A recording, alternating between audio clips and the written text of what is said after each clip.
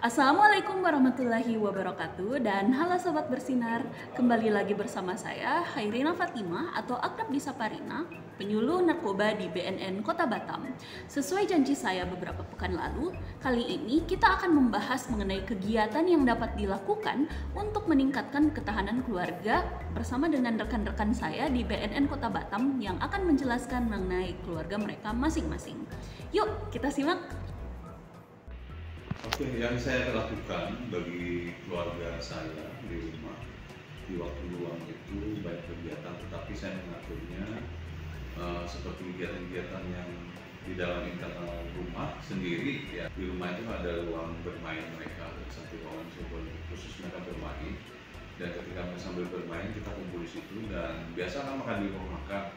Tapi ketika hari libur, saya bebaskan mereka untuk makan bareng di sana di ruangan bermain. Jadi saya beli makanan, kemudian sambil duduk di lantai kami ngobrol, bahas tentang makanannya, gimana enak enggak, suka enggak, kemudian baru masuk ke hal-hal yang ibaratnya lebih mendalam ke pribadi mereka. Contohnya gimana kamu main dengan teman-teman, hubungan kamu bagaimana, kemudian bagaimana sekolahnya dan pelajaran saat ini. Jadi lebih ibaratnya mempermudah saya berkomunikasi dengan anak-anak saya.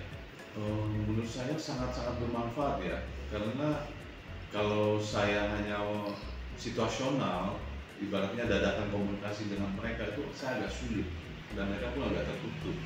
Tapi ketika saya berbaur dengan mereka, ketawa-ketawa duduk di lantai yang tidak formal, mereka lebih banyak bercerita. Kadang saya nggak tanya, mereka cerita gitu, seperti itu. Ya. Jadi membuka komunikasi ya Pak, Ya, ceritanya. membuka komunikasi dan kepribadian mereka juga lebih terbuka dan mereka lebih lepas. Kegiatan yang kami lakukan di waktu luang saya bersama keluarga, yang pastinya kita biasanya di hari weekend kita berjalan bersama keluar gitu. Biasanya kita ke tempat wisata ataupun ke pantai gitu. Nah di situ kita bersama suami dan anak-anak saya, di situ kita biasanya saling bertukar pendapat, saling bercanda gurau gitu. Jadi ya anak-anak di situ juga relax mereka sangat senang dengan alam juga.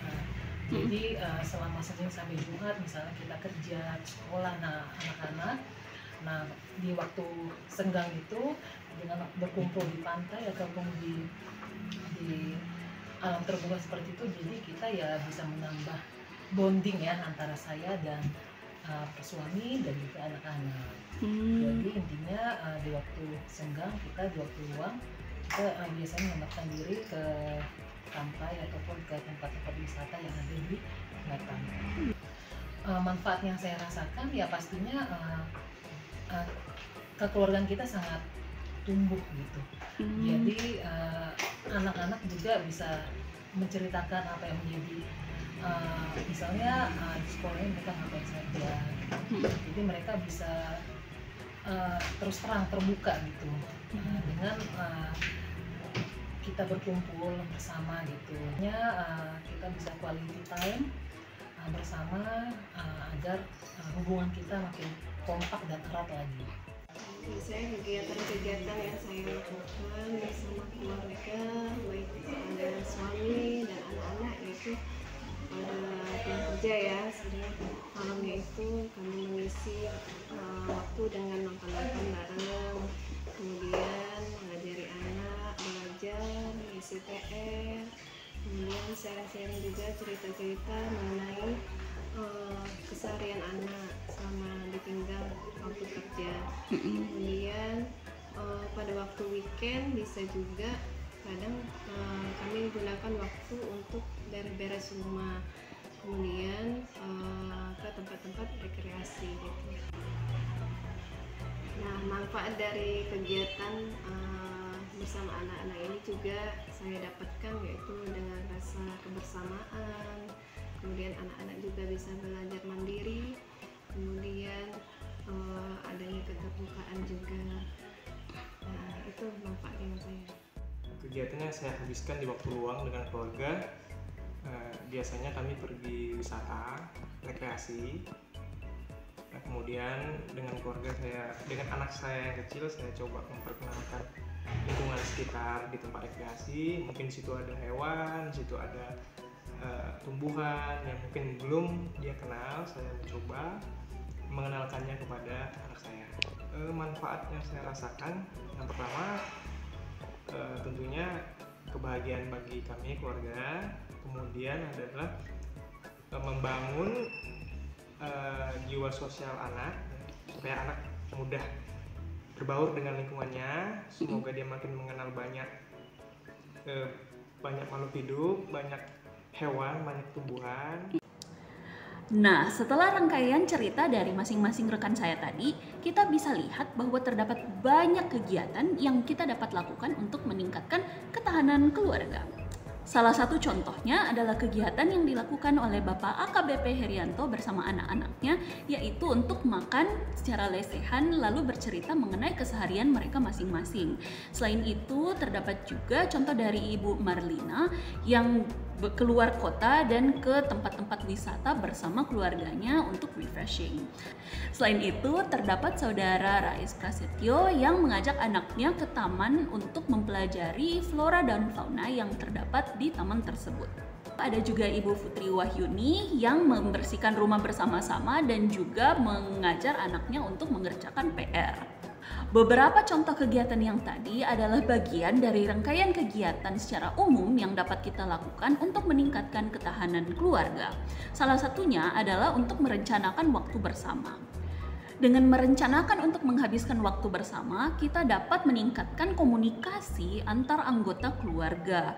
Dengan meningkatkan komunikasi, anak dapat dengan leluasa bercerita dengan ibu dan ayahnya perihal kesehariannya, sehingga terdapat jalur komunikasi yang baik.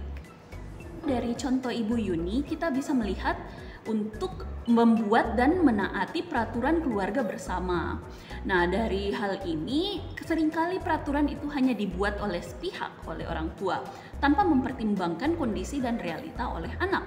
Nah, dengan membuat lalu menyetujui peraturan bersama-sama, kedua belah pihak dapat lebih mengerti mengenai kondisi satu sama lain dan juga menumbuhkan rasa menghargai anggota keluarga lainnya.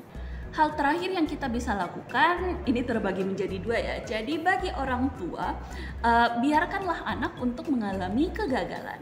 Nah, sebagai orang tua itu kita kadang-kadang ada rasa ingin membantu anak gitu ya, agar mereka dapat menghindari sedihnya mengalami kegagalan. Karena kegagalan itu tentu saja pahit dan menyedihkan. Namun perlu diingat bahwa anak-anak pun dapat dibangun ketahanannya sejak dini. Dan kita bisa membantunya dengan cara membiarkan anak mengambil resiko sendiri serta mendorong mereka keluar dari zona nyaman. Namun tentunya ini tidak dimaksud dengan membiarkan anak untuk melakukan hal-hal dengan sendiri lalu membebaskannya dan tidak memedulikan konsekuensi setelahnya. Namun tentunya sebagai orang tua kita harus terus menjadi sandaran bagi mereka dan juga memberikan mereka motivasi agar dapat bangkit dari kegagalan tersebut dan menjadi diri yang lebih baik. Nah, bagi anak-anak sendiri, kita juga nggak boleh takut mengalami kegagalan ya. Soalnya mengalami kegagalan itu tentu saja tidak mengenakan. Tapi kegagalan juga merupakan bagian dari proses kehidupan. Mengalami kegagalan itu dapat membuat kita mengenal diri kita menjadi lebih baik. Contohnya di mana letak kekuatan dan juga letak kelemahan kita. Lalu kita kemudian bisa menggunakan ilmu tersebut untuk memperbaiki diri kita, yang kemudian akan juga meningkatkan ketahanan dari keluarga kita. Nah, setelah pemaparan yang tadi, apakah teman-teman atau bapak dan ibu yang juga menonton ini sudah mendapatkan gambaran mengenai kegiatan yang dilakukan untuk meningkatkan ketahanan keluarga? Yang mana saja yang teman-teman rasakan akan mudah untuk diterapkan atau sudah diterapkan di keluarga teman-teman masing-masing? Atau bahkan adakah yang akan cukup sulit untuk diterapkan? Silahkan untuk ditulis di kolom komentar di bawah ya. Nah, ketahanan keluarga itu sangat penting. Namun, untuk mencapai ketahanan pada tingkat keluarga, kita terlebih dahulu harus memiliki ketangguhan dalam diri kita sendiri. Untuk remaja, itu seperti apa ya? Stay tuned for this Friday, di mana saya akan kembali untuk membahas mengenai ketahanan remaja menghadapi narkoba. Sambil menunggu, teman-teman bisa klik tombol like dan juga subscribe apabila menyukai konten hari ini, dan untuk menunggu video selanjutnya. Terima kasih dan wassalamualaikum warahmatullahi wabarakatuh. Have a great day!